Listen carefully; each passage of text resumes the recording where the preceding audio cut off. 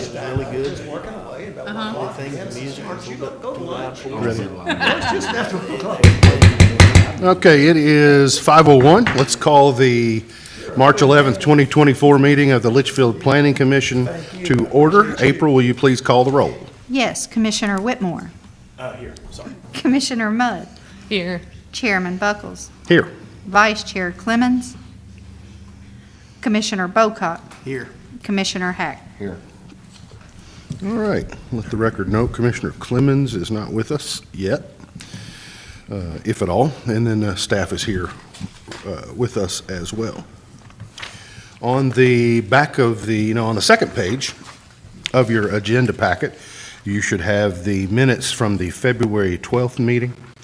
So you've probably taken a look at those for the first time, so glance over those and advise of any corrections, and then if there are none, we'll be ready to entertain a motion to approve the minutes as presented or as amended.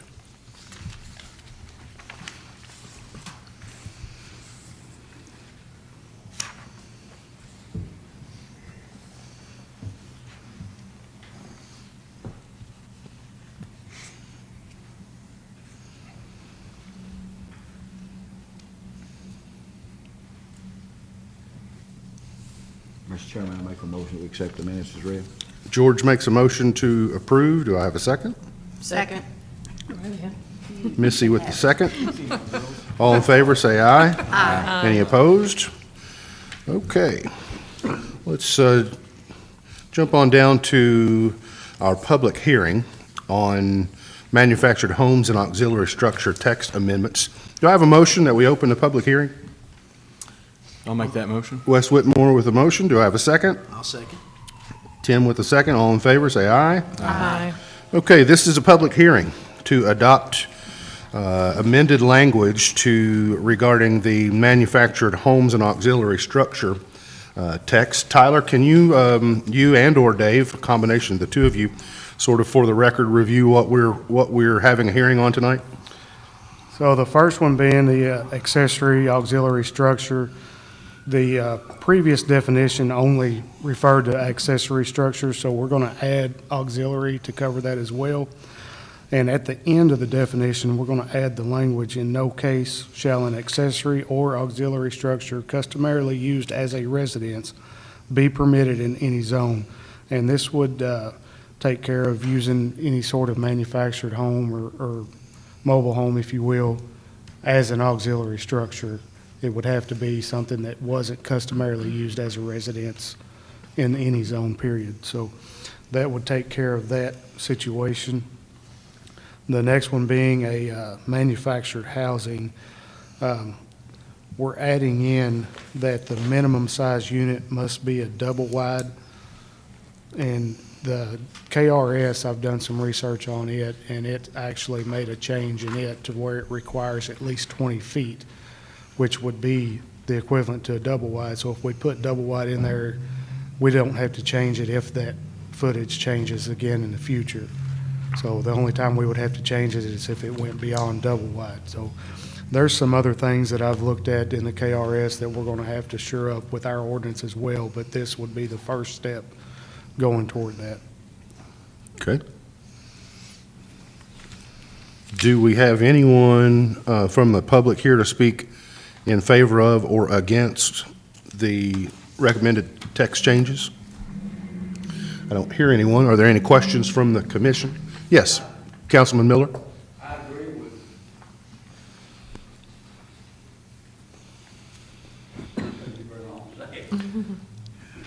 I agree with everything that Tyler has said because they've been quite a controversy over the years of different places, these going in. And I think what Tyler said was good, and I'm good to go with it. I'm sure the rest of the council would be too, but I'm not going to speak for them. I'll let them speak for themselves if they need to. But I would like to say that I myself, as a councilman, would approve on what Tyler is saying. Thank you. And I bet you'll get to officially say so in about a week, would be my guess. All right, any other questions? Any questions instead of any other? Okay, if somebody's ready, we can make a motion to adopt and recommend the adopted language to the change the zoning ordinance for city council review.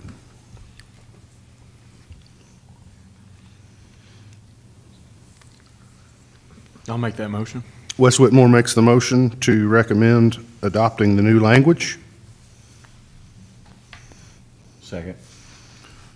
Second from George Hack. All in favor, say aye. Aye. Any opposed? Do I have a motion to close the public hearing? I'll make that motion. Tim Bocock with a motion. Do I have a second? I'll second. Missy with a second. All in favor, say aye. All right, thank you. That recommendation to the Leitchfield City Council, which they will hear at their next regularly scheduled meeting. Old and unfinished business? I suspect we have some new business to discuss. Yeah, we got a couple of things. I had a gentleman come to me today. He just rezoned his property to commercial, and it's going to be where the next phase of the bypass is going through.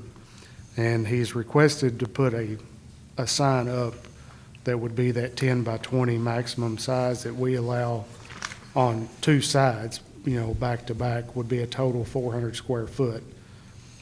And he's asking that temporarily, since he's not going to put up a permanent sign yet because of the temporary easements for doing work that the state has on his property, but he's asking if he can use one side to get two 10 by 20s until he puts up his permanent sign, and he'll have a 10 by 20 back to back, the way the ordinance reads. So he's just asking for permission to be able to utilize the same amount of square footage, but just doing it on one side until his temporary work easement has ceased to exist and he puts a permanent structure in. So I didn't know what your all's thoughts were on that, so I could tell him one way or the other. Dave, would that set a legal precedent? If you had two large signs on one side, that would be my concern. Is that what he's saying? He's going to put two separate signs up right now? He's asking for permission to do so, but only on one side, not utilize the other side until he can put a permanent sign fixture up and then conform to what our regulations say. I would offer, at least from history and experience, is that at the core of a sign ordinance, signs are not designed primarily for advertising purposes. The sign ordinance is to control wayfinding, transportation infrastructure, directions, et cetera. So my guess is the spirit of the way that the ordinance is written and intended is that space is available, that square footage is available by direction rather than facing them singularly. I mean, we probably wouldn't, if a person had front of the building and back of the building had a sign on both sides because there was, would we allow all that signage to go to the front side? I don't think we can allow that, I don't think we can allow that amendment to the actual statute. I agree with you, Mark, exactly. That's the reason I think it was adopted. And it's adopted too for sight, for people looking. Right. And so if you got both of these on one side, then it's really not in the spirit of the ordinance as we now have it drafted. Let me bring up one thing. So the way that was drafted, and when I put mine up, it couldn't be greater than 200 square feet, so a 10 by 20. So what I was told then, and this has been 10 plus years ago, probably 10, 15 years ago, was that you could have two of them, right? Mm-hmm. So as long as they didn't go over 10 by 20. So could essentially there be two 10 by 10 signs sitting side by side until the permanent went in? He could do two 10 by 10 Two on 10 one by side because 10s, that's. that would be a total of 200 square feet. Right. If he wanted to utilize two. But then when the permanent came in, it could just be 200 square foot total, one sign. But I mean, he could do a 18 by 10 and then a, 2 by 10, something like that if he wanted a small one. But I'd always heard that it had to be total. So when I did mine, I wanted a sign on my building too. And so I was told it could be, whatever side my building sign was, couldn't take away from the billboard sign. that it had, both of them had to equal 200 square foot. I always assumed that was the standing structure. And then the billboard, or the sign on the wall was different, but I was told it didn't.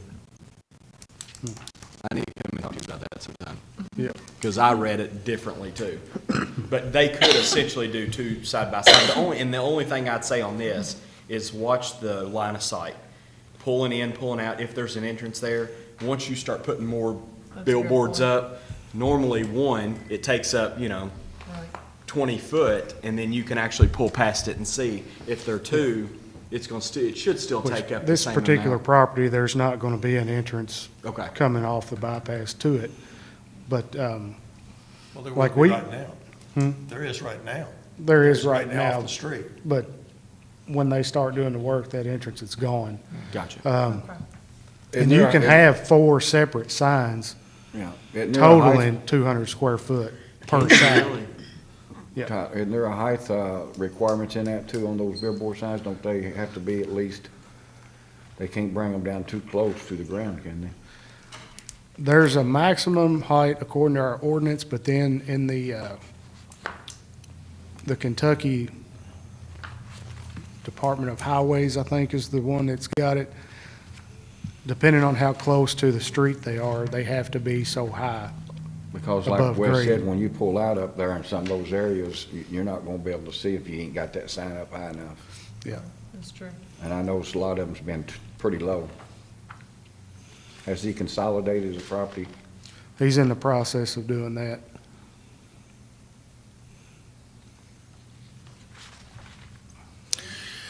Yeah, I think probably not. I mean, I think Wes is right on how you split it up, so long as it's no more than 4.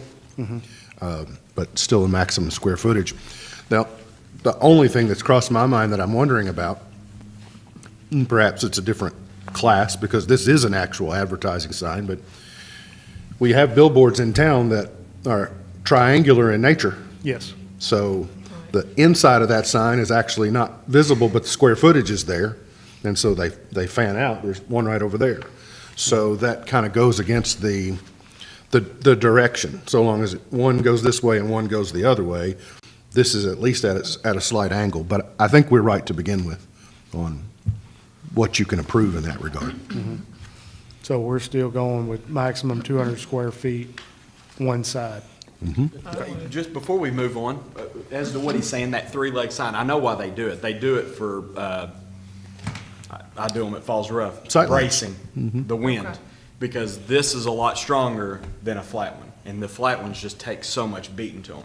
Does that third side that's used for a brace, if they put up a small, like, let's just call it oh my gosh, what's that board called? OSB? Plywood, yeah, plywood. If they put that up, does that count towards the square footage of the sign? If it's just called a bracing, basically, board? If it's So- a sign, it would. If it, But if they don't put a billboard up, if they don't put signage on it, then it'd be fine? As long as it stays blank? Okay. Which is, We're gonna cross that bridge sometime, and Which is somebody's gonna say, well, now they got more than 200 square foot they're using, because they're using that third side. Remember, this is an ordinance that we have really thrown around and determined that we definitely needed to do some amendment to, and we, Right. we wrote an amendment to it, but that wasn't, we had several questions about it, so we need to go back and really visit this again. if we get this comp plan done, that's where we're going next. How about that? yeah, that's kind of why we pushed it back to get this done first, so. You said you have one other thing? Well, just talking about different amendments coming up, especially between the modular and manufactured housing.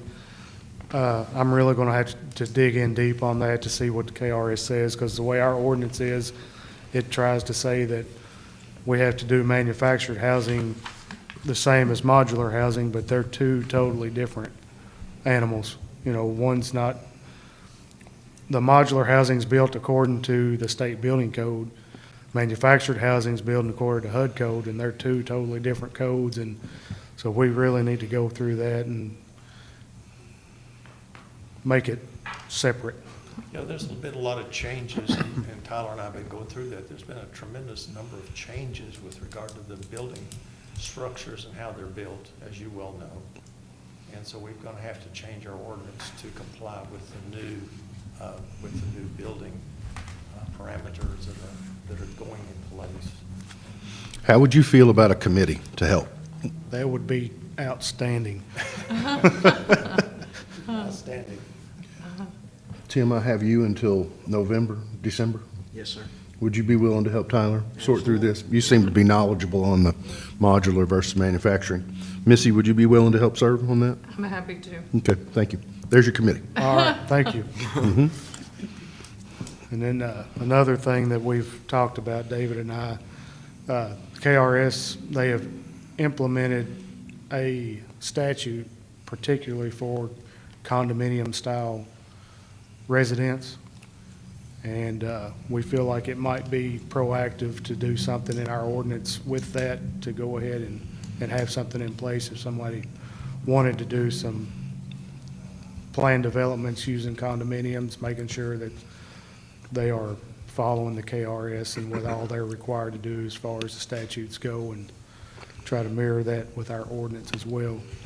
Kentucky adopted the horizontal property law a few years ago.